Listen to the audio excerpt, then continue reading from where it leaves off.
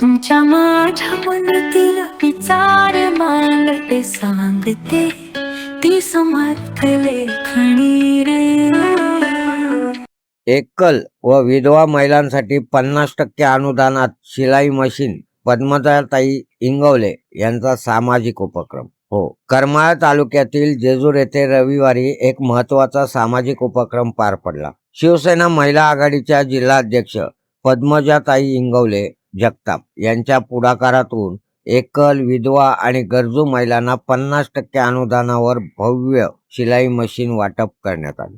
या कार्यक्रमाला करमाळ्याच्या तहसीलदार शिल्पाताई टोकडे, पंचायत समितीच्या सभापती पूजाताई ढेरे आणि शिवसेना नेते राजकुमार हिवरकर पाटील यांची प्रमुख उपस्थिती होती.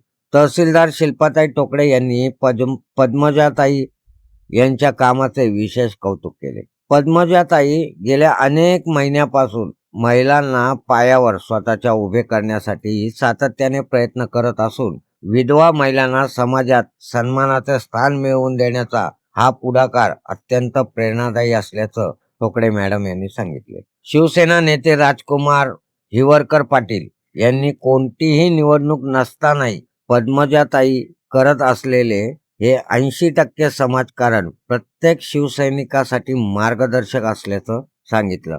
आपल्या मनोगतात पद्मजाताई इंगवले यांनी महिलांना स्वावलंबी बनवणे हेच आपले ध्येय असल्याचं स्पष्ट केलं.